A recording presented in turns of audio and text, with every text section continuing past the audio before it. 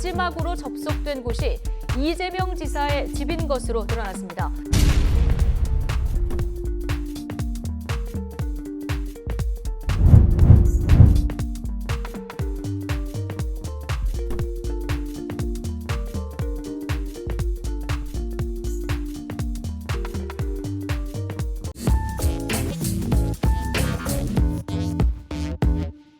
문파들의 변호인, 문파들의 법률적 기둥 김변님 나와 계십니다. 인사 부탁드립니다. 네, 안녕하세요. 김성훈 변호사입니다. 최근에 GH 경기주택도시공사에서 저를 고발도 아닌 고소를 했어요. 일단 이 고소 내용을 제가 설명하는 것보다 변호사님 어떤 내용이었죠? 첫째는 허위사실 유포에 의한 명예훼손, 두 번째는 허위사실 유포에 의한 업무방해. 이렇게 두 가지. 원래 이게 두 개 이제 세트로 원래 잘 들어갑니다. 여기는 지금 공사잖아요. 예.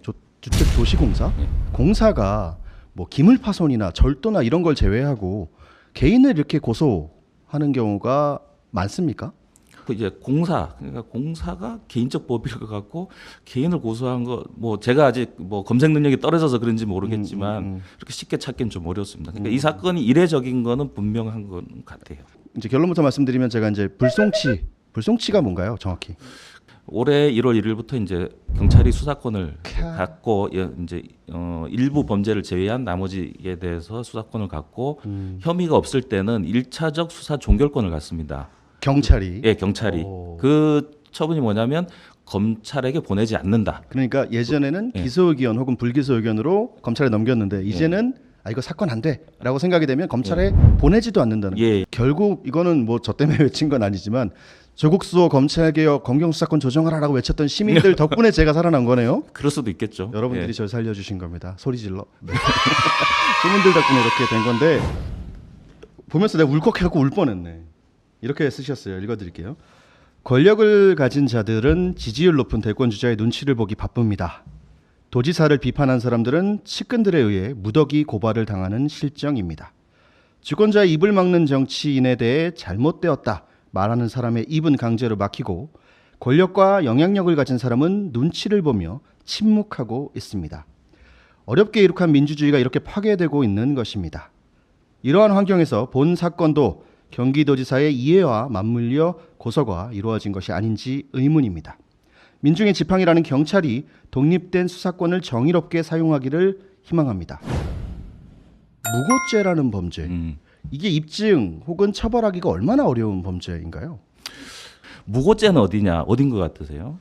개인? 개인적 법익으로 알고 계신 분이 네네. 많은데, 그러니까 내가 고소당했는데 억울하니까 무고로 한 국가적 법익에 들어가요. 사회적 법익도 아니고 국가적 네. 법익? 내가 억울하니까 죄를 이제 반격한다 이런 개념이 아니고 쓸데없이 국가의 공권력을 낭비시킨 거예요. 이거는 판사라든가 뭐 검사라든가. 예, 세금으로 우리 공동 자산으로 그러네요. 운영되는 국가 기관을, 그러니까 거기 법 조문이 어떻게 되어 있냐면 공무원 또는 공무소라 되어 있습니다. 이제 공적 자원을 명백히 낭비시킨 경우에 처벌하는 겁니다. 아하. 본질적으로 그 고소 사건은 수사기관이 수사하는 거니까 그 자체가 정말 이 수사기관이 쓸데없는 낭비를 했다고까지 되려면 예, 원래 그 하는 기관인데 그 일이 무의미하다까지 가려면 명백히 허위 사실을 내가 인지하거나 만들어야 되고 더군다나 이렇게 해서 상대방을 처벌할 것까지 이제 의도하고 수사기관을 이용한 것까지 이제 갔을 때 그때 이제 인정됩니다. 그런데 이 인정받기 어려운 범죄를 해낸 정치인이 있죠? 있나요? 이게 진짜 어렵잖아요. 저는 처음 봤어요. 유일무이하지 않을까 싶은데 바로 이재명이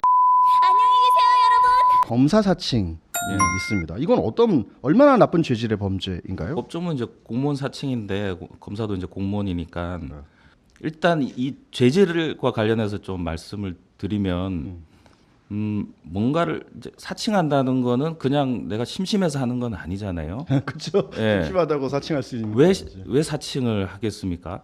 그 사칭하려는 그 어떤 지위를 예.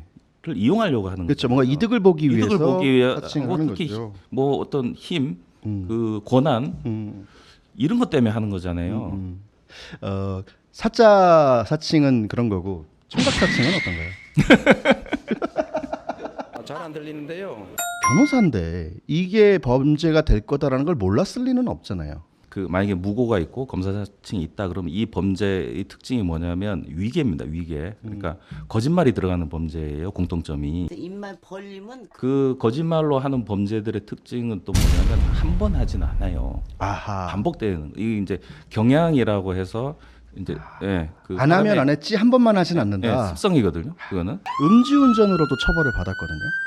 누가요? 이재명이. 아 그래요? 전과가 많아요.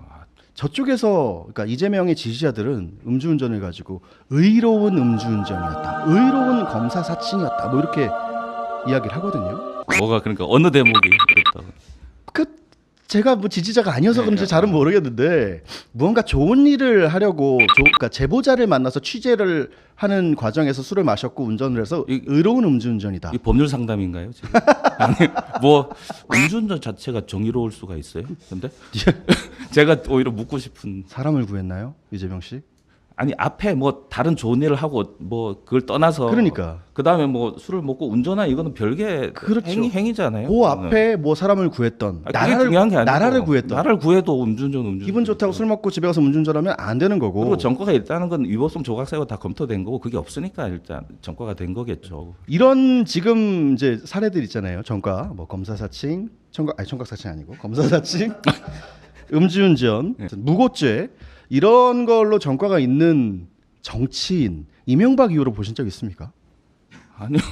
이명박 이후로 음주운전도 속이는 거죠. 술 먹고 술 안 먹은 척하고 운전하는 거잖아요. 무고죄도 속이는 거고 법원을 속이려고 하는 거잖아요. 무고, 검사사칭, 공무원사칭, 음주운전 그러니까 행위태양이 속이는 겁니다. 그거는. 논문 표절 같은 것도 그것도 속이는 그것도 거잖아요. 속이는 그러니까 제가 말씀드렸죠. 속이는 거는 한 번만 하진 않고 그러네? 반복될 여지가 있다. 아, 그러네. 예. 역시 법률가래. 이 제목들에서 이 전과들에서 공통점을 찾아내셨네요. 그게 그러니까 그거 경향이라니까. 이제 저희가 경향범이라는 표현을 해요. 그 예를 들어 이제 사기죄 같은 경우는 경향범이라는데 그 뭐냐 그 사람 성향이 반영된 범죄라고 하거든요. 기본적인 성향이 그렇다는 얘기군요. 그렇게 볼 수도 있다. 그런 전과를 가진 사람 저희가 그렇게 분석을 하고 제가 분석하는 게 아니라 법원이 그렇게 보고 거기 양형에 참작을 합니다. 오늘은 이재명의 핵심 정책이지요. 기본소득.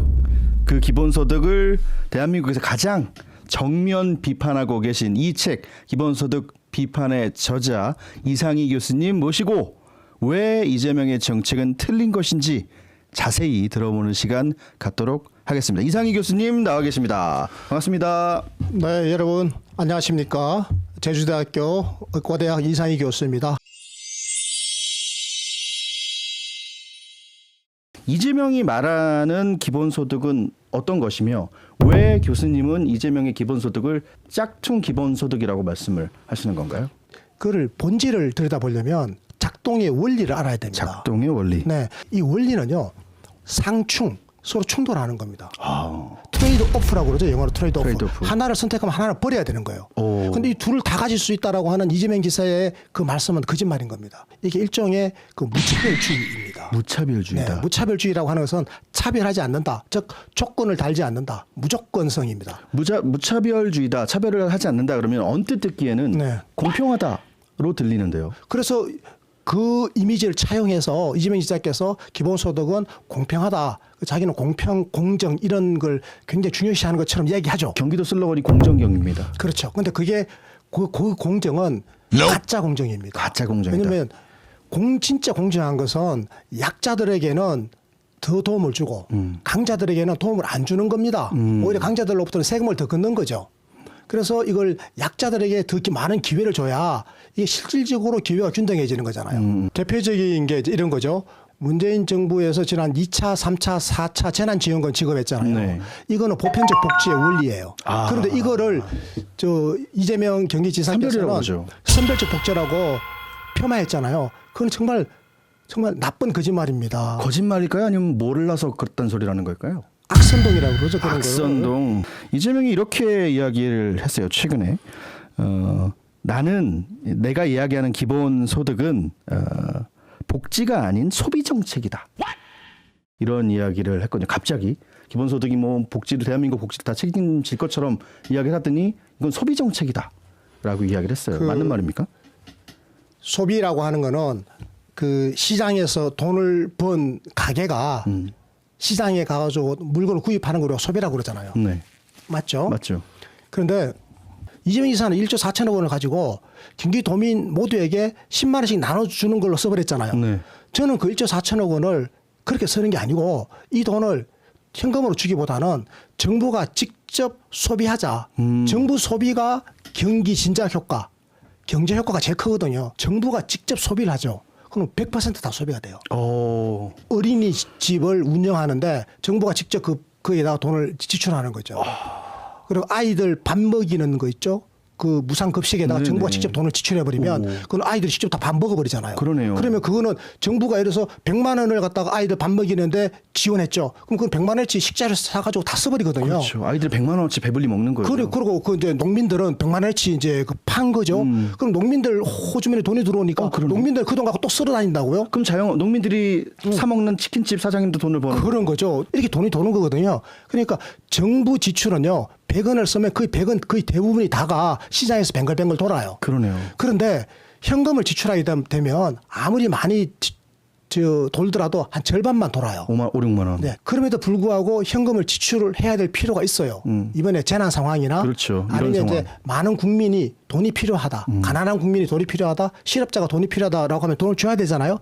자, 그럴 때는 맞춤형으로 주는 게 맞아요. 만약 1조 4천억 원을 현금으로 지출하기로 했으면 제 첫 번째 우선순위는 저는 그걸 정부가 직접 소비하는 쪽에다가 1조 4천억 원을 주로 쓰겠지만 그럼에도 불구하고 현금을 지출하기로 결정했다면 그러면 저는 그걸 갖다가 하위 소득계층에게 1조 4천억 원을 대부분을 다 쓸 겁니다. 더 어려운 사람한테 100만 원. 네, 그렇죠.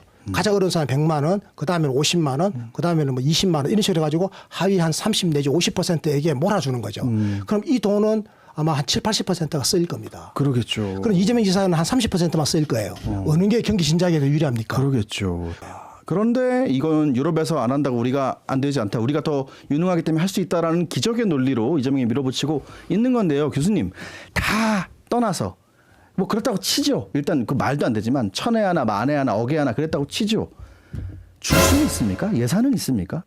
얼마나 줄 수 있는데요? 한 달에 온 국민에게 한 200만 원씩 줄 수 있습니까? 대한민국 예산으로? 한 달에 200만 원 주는 거는 이제 어느 기본소득 주창자들도 이야기 안 하고 있고요. 네. 지금 이재명 지사는 그 제대로 된 기본소득을 하려면 500조 원이 필요한데 우리 중앙정부가 거둘 수 있는 연간 세수를 다 합쳐봐야 300조 원밖에 안 된다니까요. 할 수가 없는 거죠. 알바라도 하려나요? 어디 가서 200조짜리 그래서 알바라도 하려나? 그래서 이재명 지사가 그 완전한 기본소득 그 국민 1인당 80만 원씩 드리는 거 이거는 이제 자기가 이야기를 좀 안 하고 있고 지금 당장 대통령이 되시면 첫 해에는 10조 원으로 해보겠다 그러거든. 10조요? 네. 10조면 전 국민한테 얼마씩 돌아갑니까? 뭔가 정확하게 16,000. 야, 그냥 너 써라. 16,600원이요. 제가 이재명한테 그냥 줄게요. 너 써라 그냥. 근데 이 10조 원이면요. 푼돈으로 이렇게 16,600원으로 없어지는 거잖아요. 티도 안 나고 사라지죠. 그런데 이게 국고 10조 원은요. 300조 원 세금 걷은 것 중에 10조 원이면 큰 돈이죠. 그렇죠. 그런데 이 10조 원이면요. 보세요. 우리나라에서 가장 어렵고 가난한 분들을 위한 국민기초생활보장제도의 생계급여비 있죠. 네. 이게 연간 7조 원이에요. 우와, 이것보다 더 큰 2배로 돈이에요. 올려드릴 수 있네. 어려운 분들. 그럼요. 그리고 실업자들이 받는 실업급여. 실업급여 있죠. 그게 연간 보통 때는 10조 원이고 작년 같은 경우에는 코로나 때문에 그게 이제 한 18조 원으로 늘었는데 네네. 여기에 10조 원이 들어가면 어머, 2배 가까이 드릴 수 있는 거네요. 사각지대를 다 없앨 수가 있어요. 아. 그런데 이 돈으로 지금 뭐 특수고용 노동자나 자영업자 같은 분들은 실업급여에 가입을 안 하고 있잖아요. 네. 이분들 다 가입시켜가지고 그 보험료의 상당 부분을 국가가 지원해 주는 거 있죠. 이렇게까지 하고 지원을 거기다 10조 원을 거기다 쓰면 그러면 이 문제를 완전히 해결할 수 있는 돈이에요. 그러네요. 그러니까 전 국민 고용 보장을 할 수 있는 이 10조 원의 소중한 돈을 이재명 지사는 그걸 빼가지고 치킨 한 마리씩 돌리겠다는 얘기네요. 그런 거죠. 너무나 허황되잖아요. 그렇죠. 그럼 이 돈이 우리 진행자님께서 보실 때 어디서 나올 것 같습니까? 정세를 안 하겠다 그랬거든요. 증세를 안 하고 이걸 만들어내겠다. 10조 원을 만들어내겠다고. 그러면 알바를 하려나? 아니죠. 기존의 예산에서 빼오는 거예요. 다른 데 있던 걸 빼오는 거예요. 그럼 예를 들면 어르신들에게 주는 기초연금이나 아니면 뭐 다른 복지가 있을 거 아니겠어요? 네. 뭐 다른 어딘가에서 10조 원을 빼와야 돼요. 아랫돌 빼서 윗돌에 위에다 얹어 놓겠다는 거군요. 위에다 얻는 것도 아니지. 아랫돌을 빼가지고 옆으로 던져버리는 거지. 아하. 푼돈으로 뿌리는 거지. 그래서 제가 반대하는 거예요. 지금 우리나라는 한 푼이라도 돈을 더 마련해가지고 이 돈을 가지고 보편적 복지국가의 사각지대를 메꾸는 데 써야 되거든요. 관광브라더스 저하고 호흡이 날이 갈수록 잘 맞고 있다라는 평가를 받고 계신 분입니다. 남양주 시장님, 조광한 시장님 모셨습니다. 박수! 네, 박수. 안녕하세요.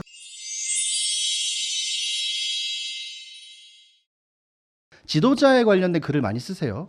네. 지도자가 잘 뽑혀야 나라가 바로 선다. 네. 어떤 지도자상이 지금 대한민국에 필요한 지도자상일까요? 여러 가지가 있죠. 우선 일단 그 반듯해야 돼요. 반듯.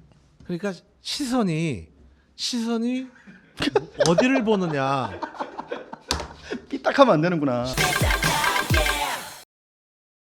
그러니까 사진을 찍을 때 시장 왜 웃는지 모르셔. 우리가 왜 웃는지 시장이면 모르셔. 아니 난 뭐 아는 척 할 수가 없어. 그 이 두 가지가 굉장히 중요한데 전략적 목표를 어디에 둬야 되냐. 그거는 지금 이 시대를 보는 통찰력이에요.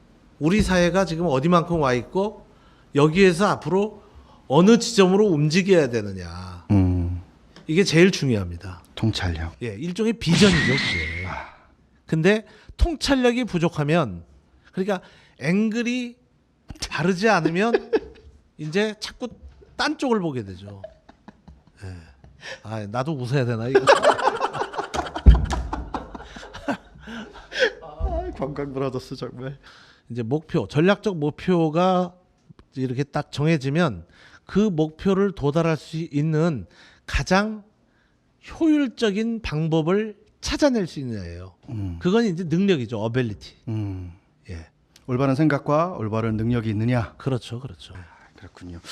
그렇다면 또 이런 질문을 드려보겠습니다. 더불어민주당에 이제 세 분의 대통령이나 벌써 이제 나오시게 된 거예요. 네, 우리 사랑하는 김대중 대통령, 노무현 대통령, 문재인 대통령 세 예. 분의 대통령이 나오셨는데 예, 저는 그 세 분의 공통점은 민주당답다라는 네, 공통점이 있다고 생각하거든요. 네. 그러니까 이번 대통령 선거 경선 이제 두고 있는데 네. 민주당다움이 네. 키워드여야 된다고 생각합니다. 네. 민주당답지 않은 후보에게 국민들이 표를 줄 리가 없다고 노무현 네. 대통령도 말씀하셨거든요. 어느 당 후보인지 헷갈리는 사람 내놓고 민주당 지지자들이 표를 모아줄 리가 없습니다. 너뜬한 누구라야 합니다. TV 토론에 나가가지고 상대방의 공격을 받고 어물쩡물하고 눈을 깜빡깜빡하고 두리번거리면 표 낚여집니다. 우리 시장님이 생각하시는 민주당다움은 뭘까요? 공자께서 국가의 요체가 무엇이냐, 국가의 근본이 무엇이냐라는 제자의 질문에 식과 병과 신이다 이렇게 말씀을 하셨어요. 식과 병과 신, 예, 식은 식량이죠. 먹고 사는 문제. 병은 국방이고. 그러니까 식은 경제, 병은 국방, 그리고 신은 믿음. 신뢰. 자공인가 자아론가 하는 제자가 이제 다시 또 반문을 해요. 그러면 국가가 위기에 처해 있을 때 식과 병과 신 중에 무엇을 먼저 포기해야 됩니까? 이렇게 물어봐요. 오, 이게 되게 중요해요. 이게 어려운 민주당다움이죠. 질문이네요. 예. 네. 그러니까 공자께서 그러면 병을 버려야 된다 이렇게 얘기해요. 국방을 버려야 된다. 그만큼 백성들이 먹고 사는 게 중요하다. 그렇죠. 그래서 먹고 사는 것만 있으면 백성들이 낫과 호비를 들고서라도 나라를 지키기 위해서 나선다는 것이죠. 그러니까 애국심은 저는 그렇게 생각합니다. 애국심은 강요해서는 안 돼요. 스스로 우러나와야 되죠. 근데 그 다음 제가 얘기에 적용이 되는데 그러면 이제 다시 또 물어봐요. 그 자공이 그러면은 그 식과 신 중에 그럼 뭘 버려야 됩니까? 그랬더니 공자께서 그러면 식을 버려라 이런 얘기를 하십니다. 예, 경제도 버려야 된다. 아니 신 믿음이 뭐 그렇게 중요합니까? 이런 식으로 얘기를 할 때 공자께서 이제 믿음이 사라지게 되면 그거는 그때부터 나라도 아니다 이렇게. 예. 그래서 지도자의 도덕성 그리고 지도자의 정직성 이게 그만큼 중요한 겁니다. 와, 박수 한 번만 쳐주면 안 돼요? 이 얘기를 이렇게 풀어서 그냥 민주당 다음이란 뭡니까 할 때 그냥 도덕성입니다 하셔도 되는 걸 이렇게 멋있게 아니, 그렇죠. 이야기를 끌고 오시네. 저기 아니 이게 굉장히 중요해요. 공자까지 가셔서 그래서 그게 무신분립이 된 겁니다. 왜냐하면 신이 없으면 믿음이 없으면 분립 기둥을 세울 수가 없다는 것이죠. 그럼 무너지는 거예요. 아무것도 아닌 거예요. 그러니까 그래서 이제 무신분립이라는 건 뭐냐면은 그래서 이제 우리가 얘기하잖아요. 그래도 내가 뼈대 있는 집안이야 이거. 네. 뼈대가 없다는 거예요. 그럼 뭐죠? 연체동물이에요. 연체동물이라고 하면 이렇게 뼈가 없는 동물을 말하는 거고요. 오징어류가 있습니다. 끝나고 낙지볶음 먹으러 갈래?